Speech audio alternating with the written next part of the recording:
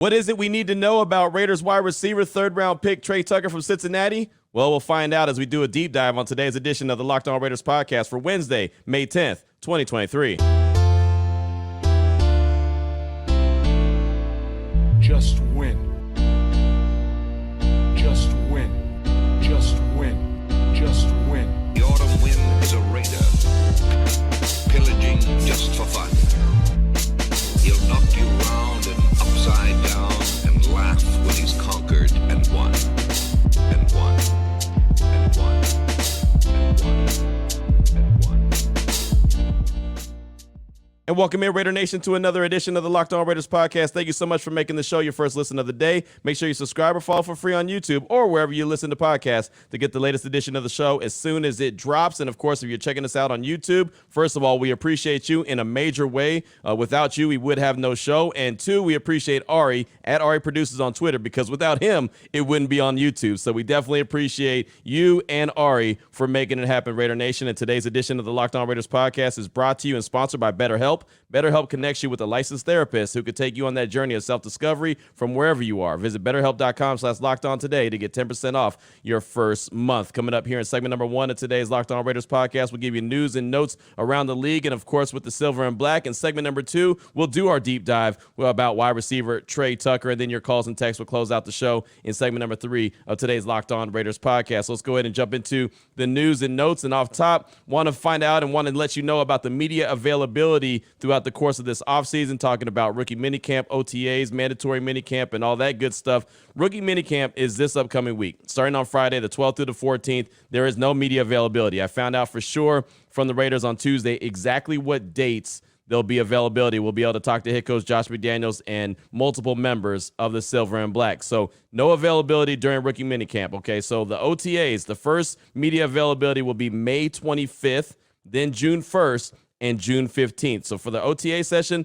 those are the 3 dates, the 25th, June 1st, and June 15th. Mandatory minicamp is between that. So June 6th through 8th, we'll have media availability all those days. So really, you got about 6 days of media availability until the team and the coaches kind of go on a hiatus until training camp gets opened up. So 6 days starting on May 25th, then June 1st. Of course, mandatory minicamp is June 6th through 8th, and then the final day will be June 15th. Also, I wanted to tell you about, and we had a call, I believe, from Raider Ed on Tuesday's show about Max Crosby, and he kind of said that he was overrated, and I highly disputed that.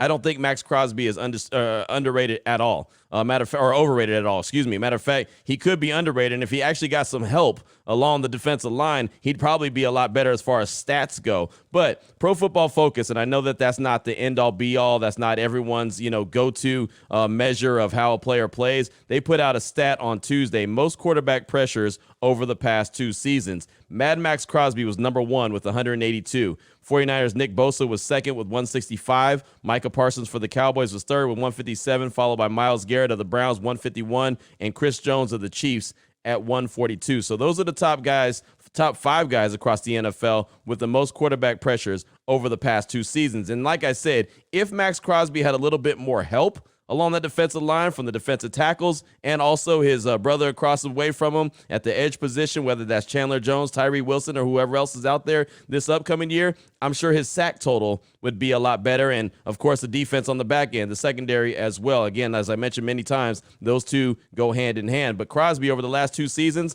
has had a total of 20.5 sacks, 12.5 in 2022, 8 in 2021. That's actually the least amount out of all 5 of those guys. Nick Bosa, he was actually number 1, 34 sacks, 18.5 in 2022, 15.5 in 2021. The thing about it is, though, he has all that help along the defensive line. And I mentioned on Tuesday's show how many snaps Max Crosby played, almost 1,100 in 2022. Bosa only played about 700-something snaps. So when Max Crosby played 96% of the snaps for the Raiders defense, Bosa only played about 74% and still had all that production because, well, he has all that help along the defensive line. Micah Parsons for the Cowboys, a guy who's only been in the league a couple years, just gets to pin his ears back and get to the quarterback. We know he's a special player. 26.5 sacks the last 2 seasons, 13.5 in 2022 and 13 in 2021. So you pretty much know what you're going to get from Micah Parsons year in and year out as long as he's healthy, about 13 sacks a season. Myles Garrett for the Cleveland Browns. He actually was third on this list, 32 sacks, 16 in 2022 and 21, and actually 16 in both years, 2022 and in 2021. So again, you kind of know what you're going to get from Myles Garrett when he's out there healthy. That dude can get after the quarterback and get after him in a major way. A reason why he was a early first round pick, right? Was he number 1 overall by the Cleveland Browns when he came out of Texas A&M? I believe he was number 1. If he wasn't number 1, he was number 2, but I just didn't look that stat up, but I believe he was number 1 overall by Cleveland. And then Chris Jones for the the Kansas City Chiefs, 24.5 sacks the last 2 seasons, 15.5 in 2022, and then 9 in 2021. And you know Chris Jones is a special type of player as well. So those are the top 5 right there. I'm looking for Max Crosby to have double-digit sacks again this year because I do believe he has a lot more help along that Raiders defensive line. He's got Byron Young, the defensive tackle out of Alabama. Of course, Tyree Wilson, edge rusher, a guy who could also kick inside from Texas Tech. Chandler Jones, I expect him to chip in around 5 to 7 sacks.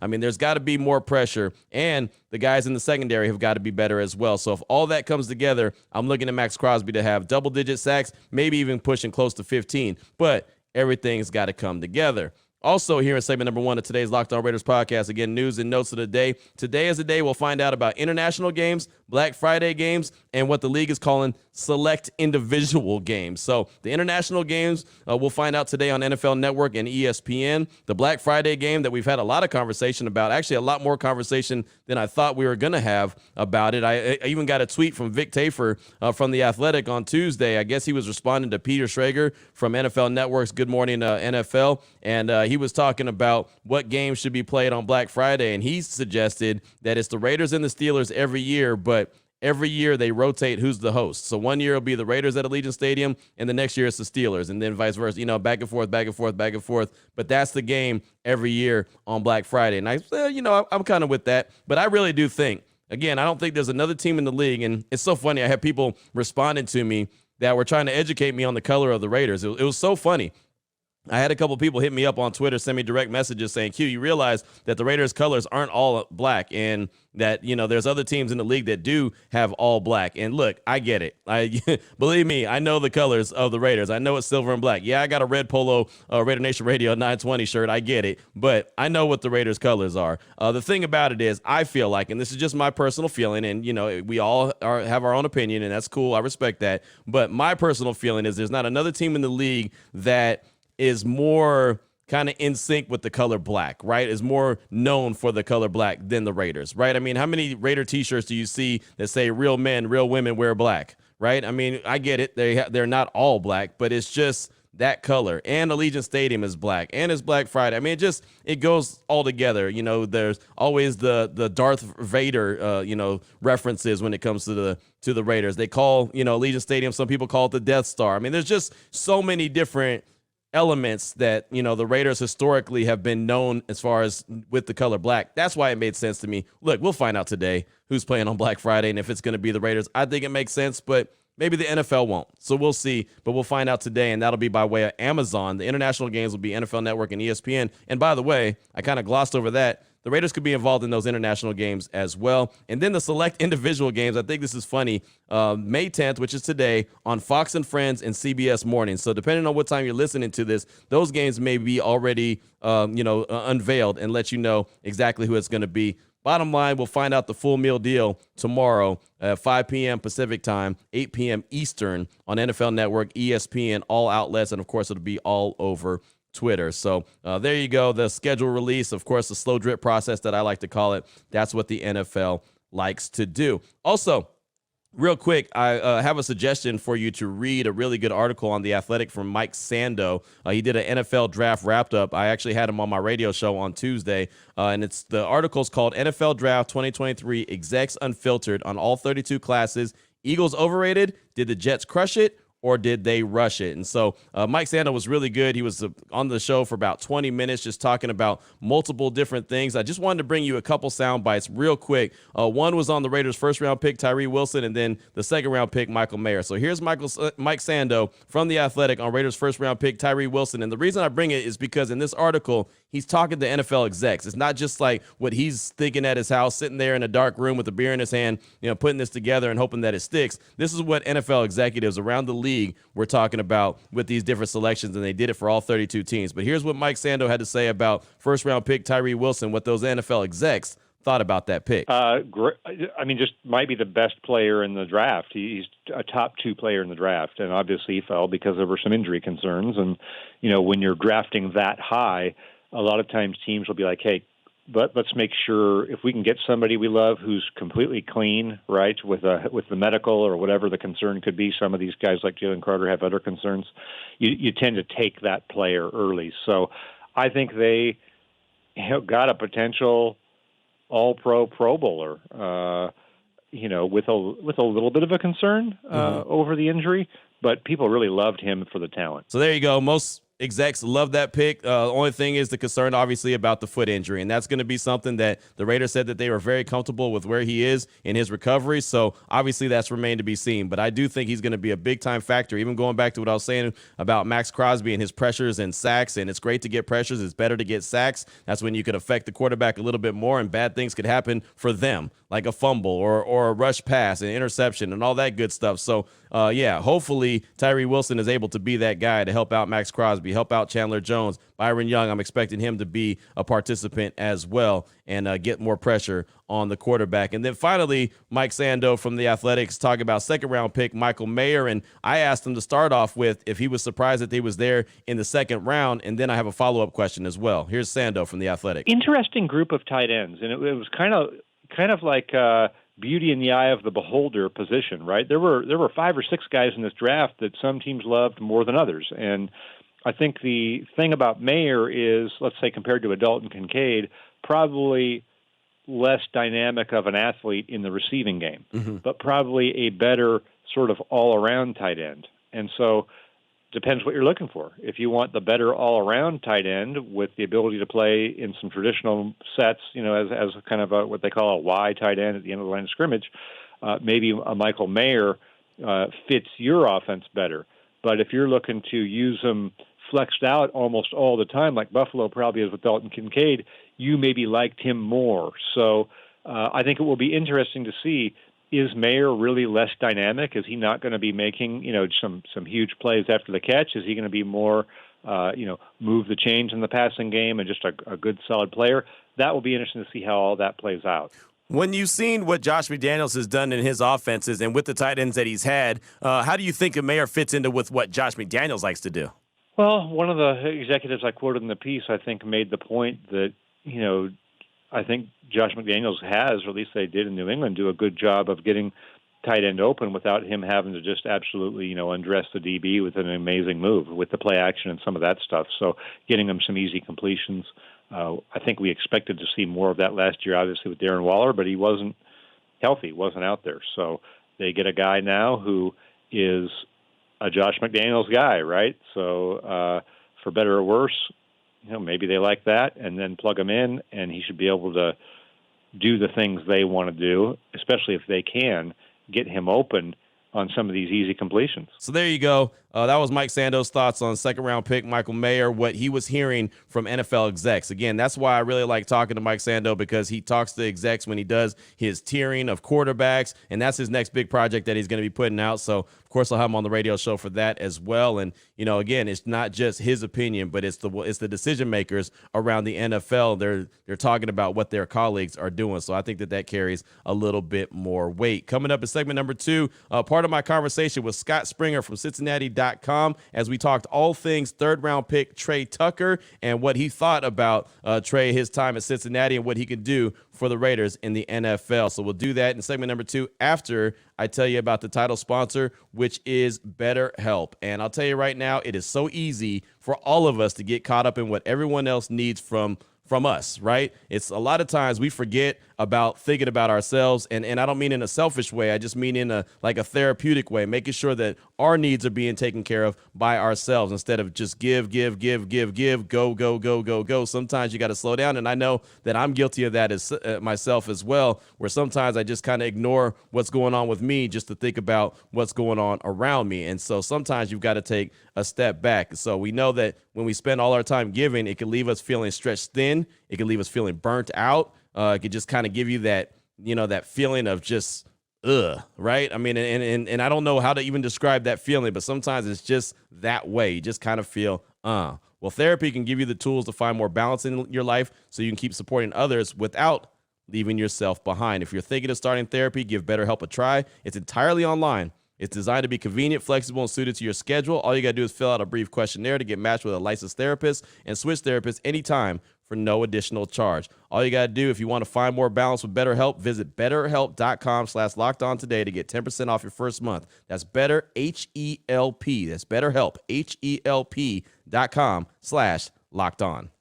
All right, Raider Nation, here we go. Segment number 2 of today's Locked On Raiders podcast. Was able to catch up with Scott Springer from Cincinnati.com. You can find him on Twitter at @SpringerSports. And he was really fun to talk to on my radio show, Unnecessary Roughness, Raider Nation Radio 920 on Tuesday. We probably had him on the show for about 30 minutes, but I just wanted to isolate the part where we were talking about Tre Tucker. And believe me, we talked about a lot of different things. He's a really interesting dude, fun dude. I definitely want to have him on the show again. And it's funny how things work out, right? I was upset because I didn't get the Locked On Cincinnati Bearcats guy on the show. He kind of gave me the Heisman and kind of pushed off on me and was like, maybe if I have time, I'll get back to you. So I was kind of upset about that, but it worked out because Scott Springer was a really interesting guest, and now I got a good relationship with him, so I'll be able to go to him more often than not. And who knows when, I'll need that contact to reach out to. So things always happen for the right way. I thought there was a lot of good stuff that he had to say about Tre Tucker and kind of gave a nice little background on Tre Tucker. So the conversation started when I was asked if he was shocked or surprised that Tre was taken in the 3rd round, number 100 overall, because a lot of people had him as a 5th or a 6th round pick. So here's Scott Springer on the surprise or shock about Tre Tucker going in the 3rd round. It was somewhat of a shock because everyone thought it was going to be Tyler Scott.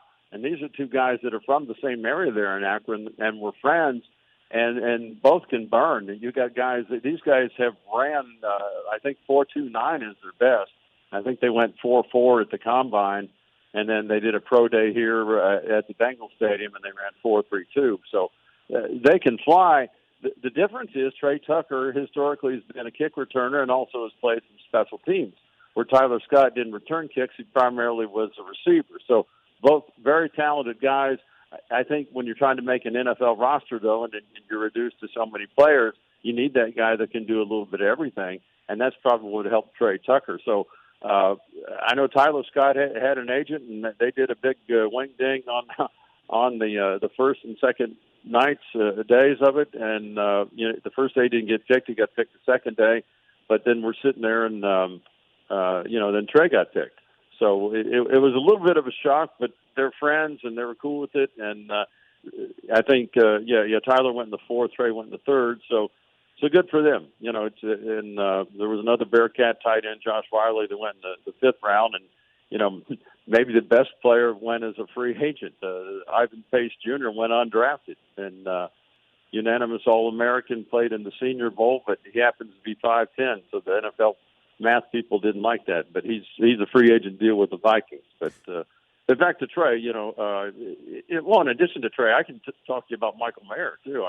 He's right across the river at Covington Catholic. So you got two pretty good guys there. Yeah, no, that's what I'm expecting, especially with Mayer. I think he's going to be fantastic at the tight end position for the Raiders. But Tucker's got that speed. You mentioned special teams. And it's funny, when we were on the Zoom call after he got selected, he told us about his wrestling background and how that helps him on the football field. Did you see the impact of his wrestling background when he was playing there at Cincinnati? Well, he's just shifty. I mean, try to catch a guy that runs a 4.29, and then if he has some lateral moves, he's gone. I mean, I remember being at the game the year that they went to the Cotton Bowl, the college football semifinal. Before they beat Notre Dame, they went up to Indiana, and Indiana was supposed to have a good team with Michael Penix and all that. And it seems like the Hoosiers were up at the half, but then a game changer was Tre Tucker returning the kick to the house, 99 yards, and then UC followed that up. That was a Desmond Ridder year. They followed that up with another score, and next thing you know, it was a convincing Bearcat victory. So he's a game changer, just things that he can do. And he's just a player. I think he's probably a guy that was always been discounted. I think he put on 35 pounds from the time he came to Cincinnati to when he left. And I read something where he came into high school and was 100 pounds. But, wow. you can only do so much with speed. You can add on to speed, but you're blessed with that. It's like you can either move or you can't move, and he certainly can move. Scott Springer is our guest from Cincinnati.com here on Raider Nation Radio 920 Unnecessary Roughness. We're talking all things Tre Tucker. Damon's got one for you. With Tre Tucker being a smaller receiver, how do you think the best way for him to be used is, and how did they use him at Cincinnati? Well, Tyler Scott was more the deep threat, so Tre was more of a slot guy, but obviously, he can burn him too. He really came on late in his career. He had 52 catches last year, I believe it was, and so I think he finished with over 110, something like that off the top of my head, catches, but he was used more and more. So, yeah, and they used him in some reverses. He had some running touchdowns in a bowl game that I recall.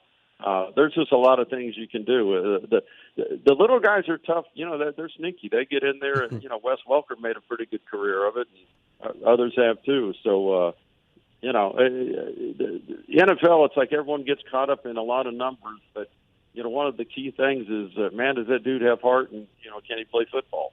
And it's tough to measure. Again, we're talking with Scott Springer, Cincinnati.com here on Raider Nation Radio 920. Getting back to Tre Tucker real quick, how much room do you think he has to grow? Like, how much better do you think he can get at that wide receiver position? Oh, I think quite a bit because, NFL, you learn some different things, and you do get wiser as you get older. I've tried to convince my own sons of that, and they want to argue with me sometimes, but I haven't gotten any dumber. I might be a little slower, but yeah. No, I think it'll only help him. He's wonderful. I mean, here's a kid. He really the night I talked to him, I was at Tyler Scott's party.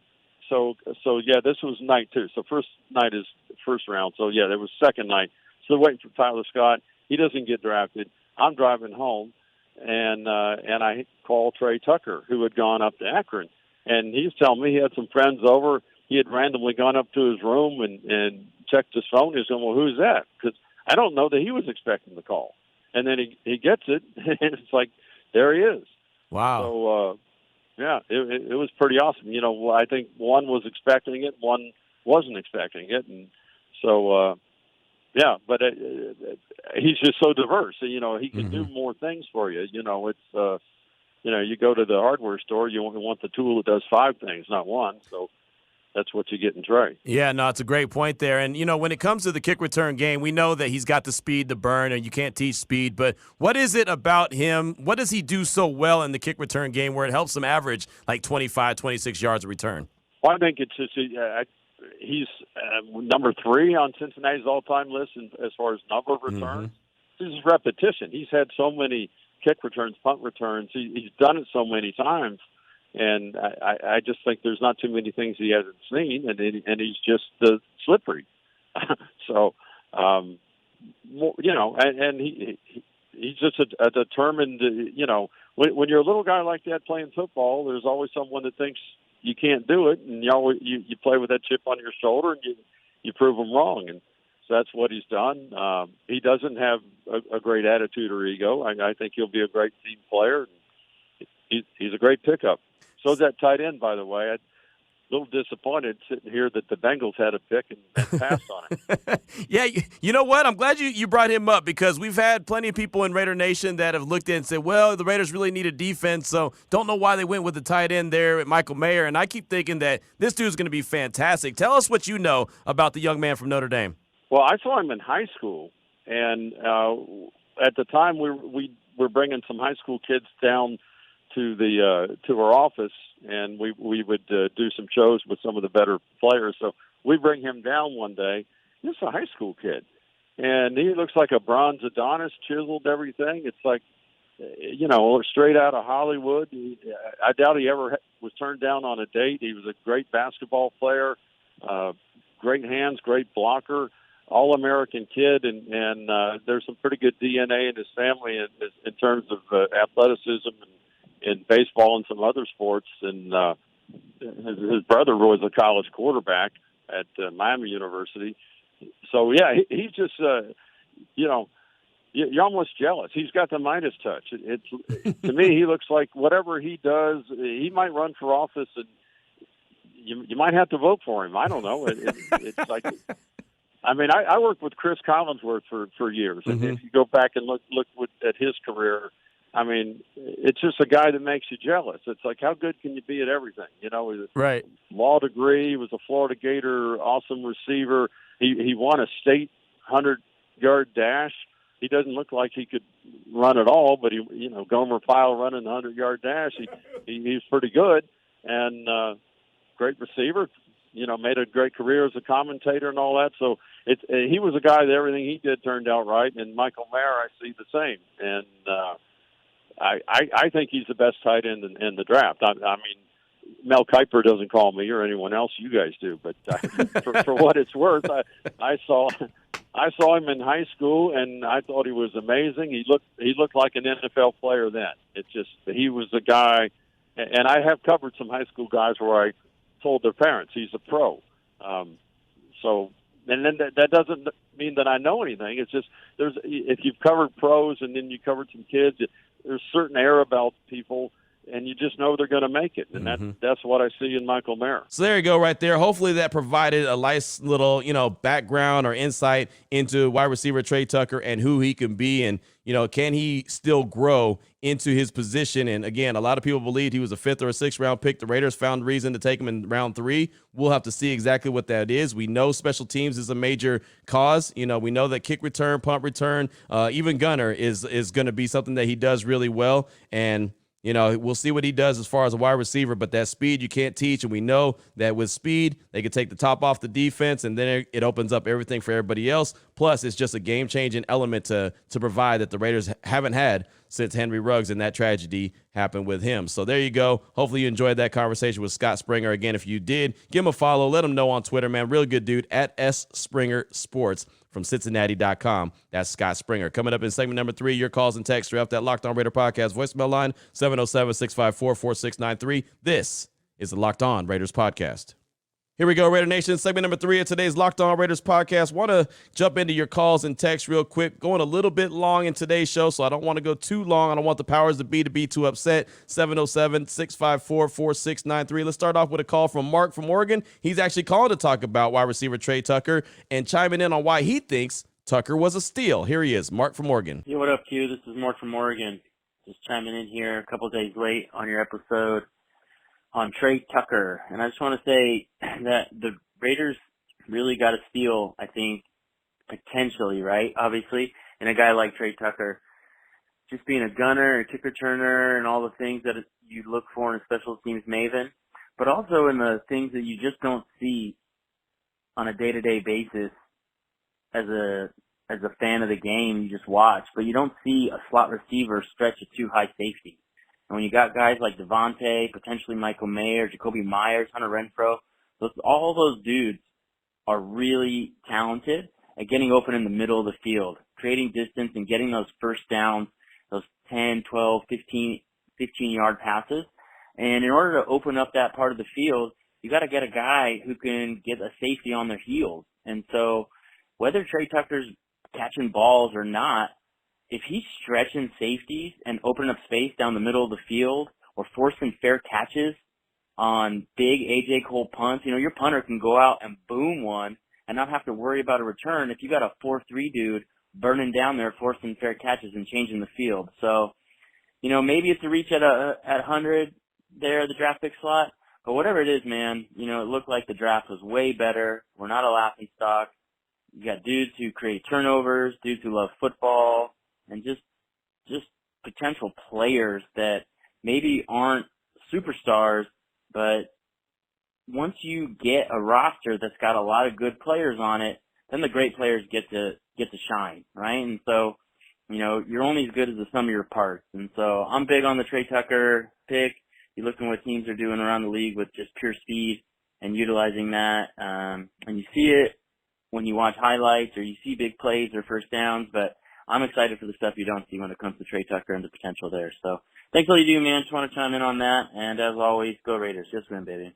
More from Oregon. Out. Thank you so much for that call, my man. I appreciate you. And the bottom line is you can't teach speed. He's got that. He's got speed, and more speed. And he's a special teams ace, kick returner, gunner. I mean, he could do all of that. And the Raiders, we all know that they've struggled to have really good field position. So if this guy can all of a sudden turn into a guy that can set the Raiders up with good field position more times than not, that's great. Now, the one element that we all know is a lot of times kickers kick it out of the back of the end zone anyway, and guys don't have an opportunity to return it. They just start out the 25. But if he gets his hands on the ball and gets an opportunity, maybe he finally takes one to the house for the Raiders, or maybe he just sets them up with really good field position. And to know that he's a gunner and really good tackler as well, that is an extra element that I think is pretty special. I'm interested to see what he does as far as a wide receiver and how he's used on offense. Do they just get him the ball in space? Do they try to throw it deep to him? Does he go short routes and just try to get the yards after the catch? How exactly is he implemented into the offense? Because again, if you're a third-round pick, I think that you bring more to the table than just special teams. So we'll have to see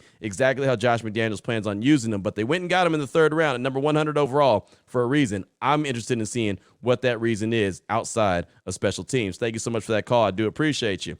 Next up, got a text from Stabler's Ghost. Says, hey, Q, it's Stabler's Ghost from the 413. The more I think about it, the more I think this was a really good draft. You can make a case that even with the undrafted free agents, we can improve the overall talent on this roster. Young will be a beast on the inside once coached up. Overall, you have to love the way the front office handled their business. The focus on culture fits is going to be huge. And finally, they made very few head-scratcher picks. We also have second-year guys that should improve as well. I also believe they can work with O'Connell to improve his conditioning and agility to at least get a little wiggle when needed. As always, I'd love to hear what your thoughts are. Raiders. That's from Stabler's Ghost. Thanks for the text, my man. And look, again, it's hard to tell how good the draft was until we actually see the guys on the field doing some things. Even in training camp, right? In training camp, you can get an idea like, okay, that guy looks like he understands what he's supposed to do. But really, honestly, you're not really going to know until they're playing in the games. The first year, you'll have an idea like, okay, this guy can do this guy can do that. But most of the time, you start looking back like 2 or 3 years after the draft and say, all right, that was a really good pick, or man, that was a terrible pick, or man, that was a surprise pick, right? I mean, I feel pretty good about the draft. Like I said, from day one following the draft, I thought it was solid. And I think that that's a good grade. I really do. And without giving it an A, B, C, all that, I think solid is good. And you're right, there wasn't a whole bunch of head scratchers. And I know there's been times I've come out of the draft and I've had to try to convince myself that these certain players were better than they were. And this time I didn't have to feel that way. Again, Tre Tucker, as we talked about already, was a pick that I felt like was picked a little bit high. But, if they have a real big deal planned for him, maybe not. Maybe he ends up being that steal like Mark from Oregon thought. So there's that. Aiden O'Connell, I don't have a problem with them getting him. Got him in the 4th round. That's kind of where he was expected to go, either 4th or 5th round. And if Josh McDaniels likes him and can coach him up, maybe he's a really good backup. Maybe he turns into something more than a backup, right? Right now, I've just said a really good backup because that's what everyone who covered him kind of thinks that he's going to be. But that doesn't mean he can't develop into something more. I mean, he very well could end up being, a starting quarterback for the Raiders or someone else across the league. So I don't really have a problem with that pick either. So we'll see what happens. But there you go. Again, I think the draft was pretty solid, and it's good to hear that you think that it was really good and you're excited about it. And again, it's an exciting time, especially to see how they develop, especially if they develop the right way, right? So thanks so much for that text. I appreciate you. We'll close out with a call from Nate from Cali. He's a Steeler fan. He's calling to ask about the Raiders cornerback room and if the Raiders might be interested in a current Steelers cornerback. Here he is, Nate from Cali. How you doing, Q? Nathan Glass from California, Steeler fan. Just wanted to ask you, did you guys fully address your cornerback situation? If not, I want to get your thoughts on something. We have a corner over in Pittsburgh that I believe is going to be on the trade block. A Keller Witherspoon, you probably heard of him, he's from San Francisco. We picked him up after he had a pretty good season over there. Brought him in, and he had a 75 PFF grade, but last year he had a hamstring injury, but he practically sat out majority of the season with that injury. But reason why I say he could be on the trade block because we re-signed James Pierre, corner. We got Patrick Peterson, still got Levi Wallace. We picked up Joey Porter in the draft, and we picked up Cody Trice in the 7th round, which is also a corner. So I believe a Keller Witherspoon could be on the trade block. And if you guys have not addressed your cornerback situation, or if you guys want to bring in a veteran presence to your cornerback room, this is a key piece that could be good for you guys, and it won't be expensive for you guys either.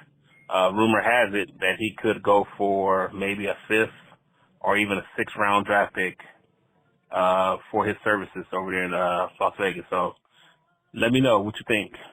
Thanks for taking my call. Thanks for the call, my man. Akello Witherspoon, as you mentioned, only playing a handful of games in 2022, but did have a little bit of ball production, right? Had an interception, and he's had ball production in the league. He's had multiple interceptions, matter of fact. He's 28 years old, a 7-year vet in the league. San Francisco, Seattle, Pittsburgh. And the thing about it is, I really think the Raiders feel good about their 90-man roster right now. With that being said, once they get to training camp, obviously the OTAs are coming up, so they'll see a little bit then. But when they get to training camp, they stop popping some pads, get the pads on and everything, start implementing the game plan. Then they'll have a better idea of what they have and what they don't have. They might look at the cornerback room, which is pretty deep right now, and say, yeah, it looks great. And then they get to training camp and be like, yeah, this thing stinks. Let's pick up the phone and call the Steelers or call any other team. But right now, looking at it, Jacorian Bennett, obviously he's the rookie out of Maryland. He's going to get an opportunity to compete. Ike Brown, cornerback out of Florida International. Bryce Cosby, he was the cornerback out of Ball State, the rookie last year. Brandon Faison is back. Remember, he was with the Raiders before, went to the Colts last year. He's back. Tyler Hall, number 37. Remember how many times people last year said, hey, who's 37? Tyler Hall out of Wyoming. He's 5'10", 190 pounds. I think he's going to have an opportunity to compete. Azizi Hearn from UCLA. He was a guy that they signed as an undrafted free agent. Nate Hobbs, he's back for another year to prove what he can do. Is he going to be on the outside? Is he going to be on the slot? Only time will tell. David Long Jr., they signed him as a free agent. Amik Robertson, the last man standing from the 2020 draft class. Duke Shelley, they signed him as a free agent from Minnesota. Sam Webb, he was the undrafted free agent a year ago from Missouri Western. So, I mean, the room is thick right now and deep right now. Doesn't mean that they're going to be successful. Doesn't mean they're going to be happy with that room. But right now, with all those bodies there, I think that they just want to see how it shakes out in camp. But I'll tell you right now, you get a couple weeks in camp, and all of a sudden it looks like the weak link is the cornerbacks. I wouldn't be surprised if the Raiders pick up the phone and make a call maybe to the Steelers or anyone else who has a cornerback that could be out on the market. So as far as I'm concerned, no moves and transactions will be made until training camp and probably at least a week or so in to training camp. And that goes really across the league. So thanks so much for that call. It's always great to hear from you. Coming up tomorrow, we'll get a text in from Jersey Raider. Got a call from Raider Meatloaf. We'll get that in as well. Plus, we'll have more news and notes. We'll know exactly what game is going to be played on Black Friday. We'll know exactly, well, we won't know exactly all the games. We'll know the international games, and we'll know the select few games that the NFL says. The damn slow drip process, just get it over with. Spit it out. I want to know.